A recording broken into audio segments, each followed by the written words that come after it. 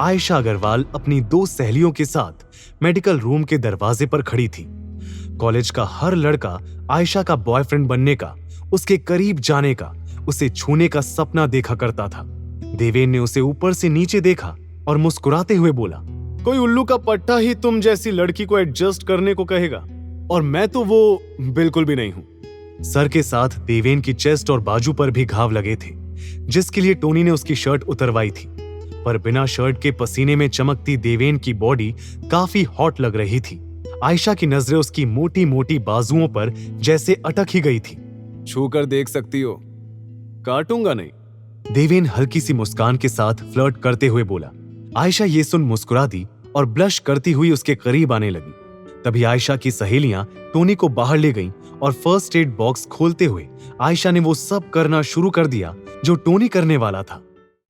उसने first aid box से cotton पर एंटीसेप्टिक लिक्विड लगाया और देवेन के सामने उसके बेहद करीब आकर बैठ गई। मैंने सुना कैसे तुमने रॉकी को 2 बार हराया। ये कहते हुए उसने देवेन के माथे पर लगी चोट को कॉटन से क्लीन किया। देवेन ने दर्द से हल्की सिसकी भरी। आयशा आगे बोली, पर तुम्हें पता है ना, शाह ब्रदर्स उस रॉकी से भी ज्यादा खतरनाक हैं। पर तुम्हारी इस प्रॉब्लम का सलूशन है मेरे पास। ये सुन देवेन ने एकदम से उसकी कलाई को पकड़ लिया और उसकी आंखों में देखते हुए बोला, और वो क्या है? आयशा ने उसके गाल को सहलाया और कहा, तुम्हें मेरा बॉयफ्रेंड बनना पड़ेगा। देवेन की आंखें एकदम से बड़ी हो गईं। उसने आयशा के मुंह से ये सुनने की उम्मीद बिल्कुल नहीं की थी। वो आयशा की बोल्ड पर्सनैलिटी से इंप्रेस हुआ। उसने होठों पर टेढ़ी मुस्कान के साथ पूछा, और ये मेरी प्रॉब्लम का सलूशन कैसे होगा? तुम आयशा की पावर को जानते नहीं हो बेबी। एक बार मेरे होकर तो देखो, तुम्हें खुद ब खुद पता चल जाएगा कि मैं क्या चीज हूं। देवेन ने भी उसे अपने करीब खींचा और कहा, ऑफर है तो बहुत टेम्पटिंग, पर अफसोस मुझे इसे रिजेक्ट करना होगा मिस आयशा। ये सुन आयशा की आंखें हैरानी से फट गईं। उसके चेहरे की मुस्कान गायब हो गई। पर तभी रूम का डोर ओपन हुआ। दरवाजे पर नंदिता को देखकर जहां देवेन थोड़ा शॉक में दिखा, वहीं आयशा बड़े केयरफ्री एटीट्यूड के साथ बोली, नॉक करना नहीं आता?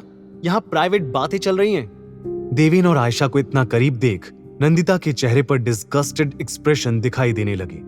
तो इस सर्कस के लिए टाइम है तुम्हारे पास? ये कहकर वहां से उल्टे पैर वापस चली गई।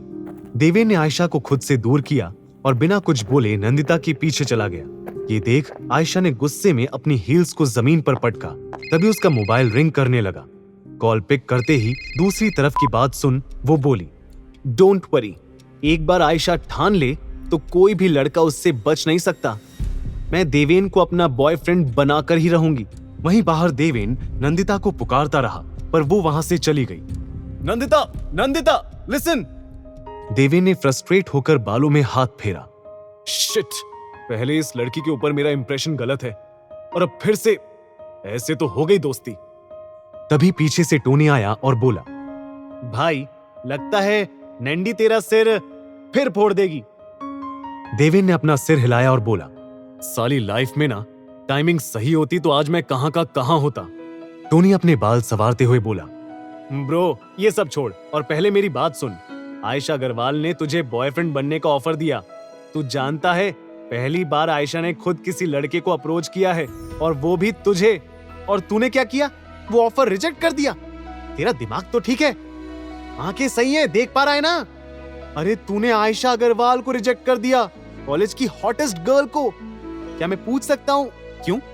नहीं। देवेन का जवाब सुन टोनी नाराज दिखा, तो देवेन ने उसके गले में हाथ डाल उसे समझाया, क्या पीनट, तू भी अपनी दोस्त की तरह सोचता कम बोलता ज्यादा है। हाँ मानता हूँ आयशा बहुत हॉट है, पर मुझे बॉयफ्रेंड बनाना जरूर उसके किसी मकसद का हिस्सा है।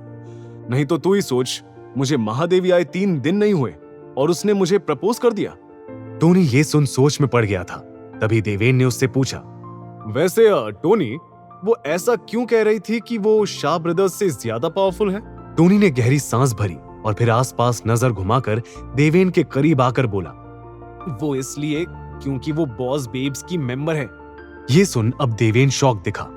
चल मैं डिटेल में बताता हूँ, कहकर टोनी ने देवेन का हाथ फिर से अपने गले में डाला, जो उसने शॉक में हटा लिया था, और फिर चलते चलते महादेवी का पूरा सिस्टम उसे समझाने लगा। ब्रो, इस कॉलेज में टोटल 3 गैंग्स ऑपरेट करती हैं, जाट पैंथर्स, टाइगर गैंग और बॉस बेब्स। देवेन हल्का सा हंसा। सीरियसली, ये गैंग्स का भी खेल चल रहा है अब इस कॉलेज में? ये खेल नहीं देवेन, बहुत खतरनाक है ये सब। पिछले हफ्ते एक लड़के ने सुसाइड किया था, आज एक लड़की की लाश मिली, तुझ पर हमला हुआ, इतना कुछ हो गया, पर एक भी बार कॉलेज अथॉरिटी या पुलिस ने कोई एक्शन नहीं लिया। आगे की कहानी जानने के लिए देखिए अगला एपिसोड सिर्फ पॉकेट एफएम के यूट्यूब चैनल पर, और हीरोगिरी के सारे एपिसोड्स को सुनने के लिए डिस्क्रिप्शन में दी लिंक से डाउनलोड करें पॉकेट एफएम ऐप।